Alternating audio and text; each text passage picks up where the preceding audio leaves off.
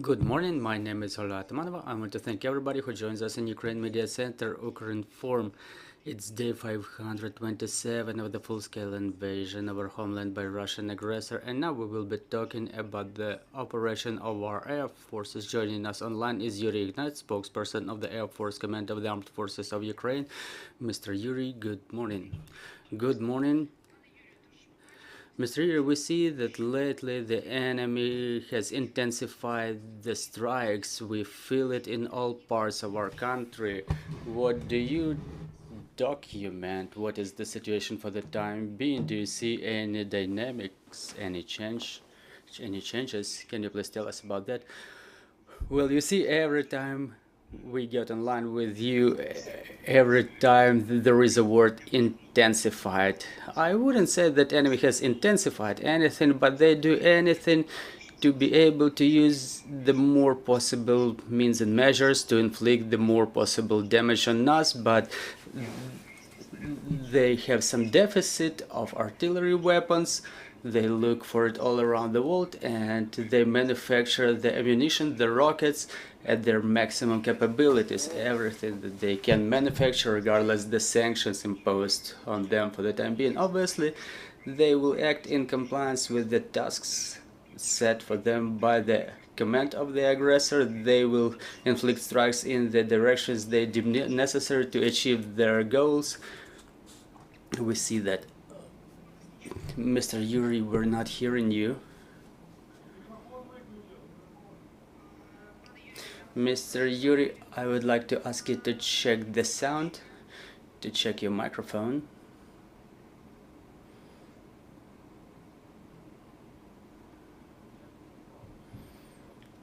One, two.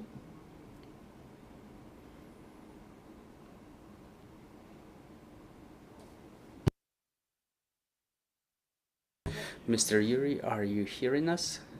Yes, now I am. Yes, we're hearing you too. You've got interrupted when you started talking about the enemy's priorities, about the enemy priority targets. Yes, that's the port infrastructure, our grain. This is what they're interested in.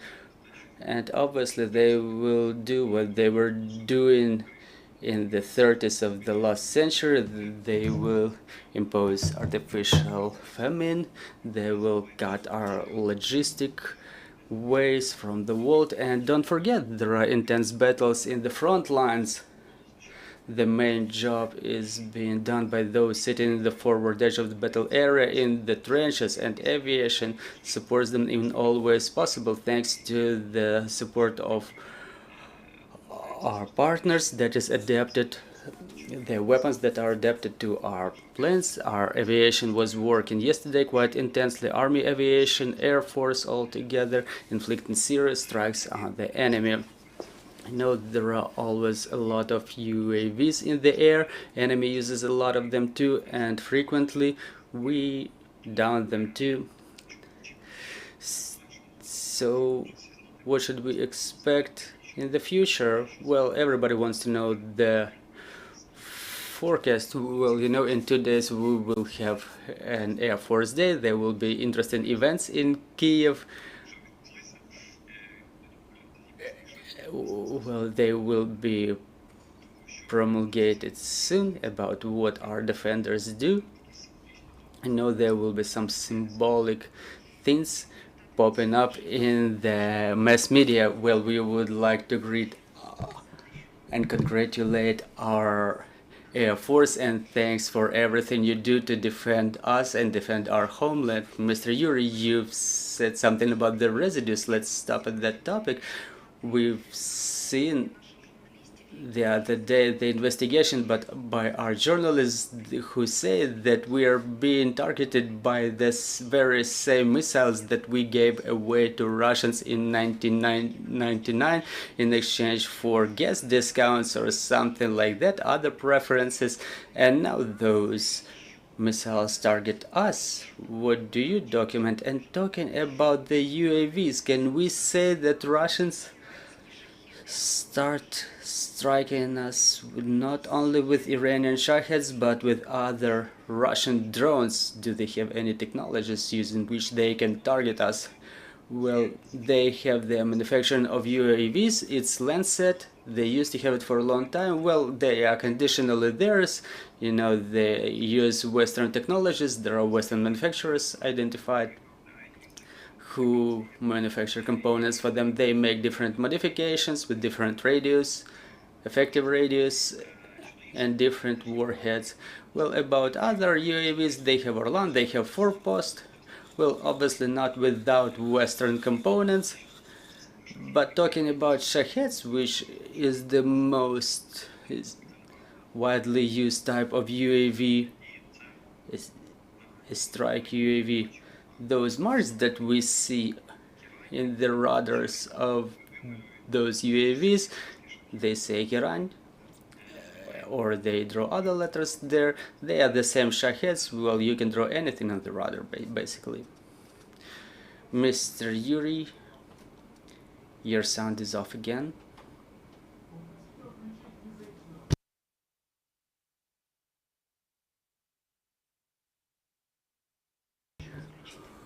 Well, I would like to ask you to switch on the microphone again, so we can resume our broadcast.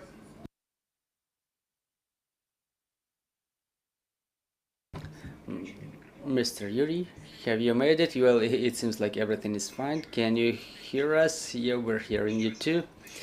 Well, it's happening automatically. Something seems to jam us. Well, so no matter what you call this Iran, is the same Iranian Shahed drone, and they are about to arrange the assembly of those drones in their territory. I think they have almost everything ready for that. Mr. Yuriy, the president said recently that this month the training of our Ukrainian pilots on F-16s is about to start. Do you have any details about that?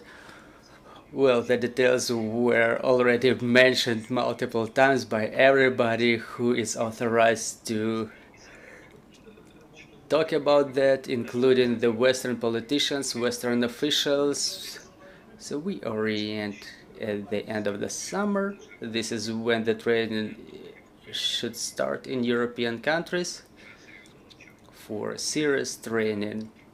So we have to understand, it won't be very quick, but it won't be as long as the Russians hope to. I think that our pilots, just like our guys mastered the Patriots, our pilots are going to master the training program for F-16s. The only thing we need is to have all of the air coalition, those who have flight simulators, instructors, training planes, to have all of them involved in this process, because we need it real quick. We need the most people possible to go through this training program.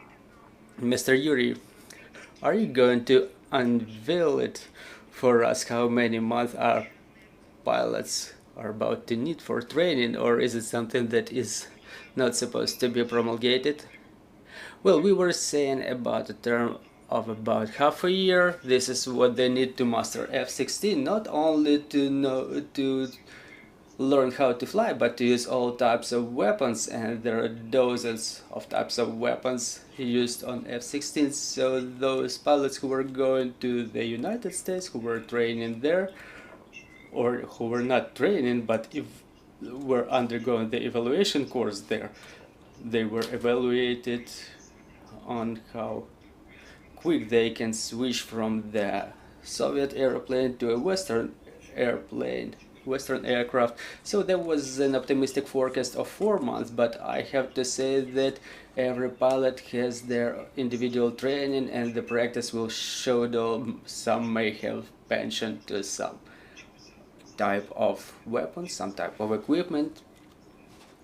So what's really necessary is to learn how to fight using the fighter jet.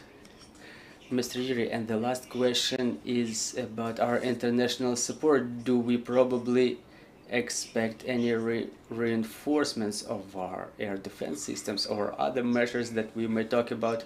Well, you know, I think everybody keeps talking about this after the attacks on Mykolaiv and the Odessa region on the port infrastructure when Russia has withdrawn from the grain deal. Obviously, we have to protect all of Ukraine, all of the areas which are mostly attacked by the enemy, and without the air defense systems, well, before the arrival of the fixed-wing aircraft, we understand that it will take some time, so air defense systems may come earlier, both the systems and the ammunition for them, NASAMS, SMT, Patriot.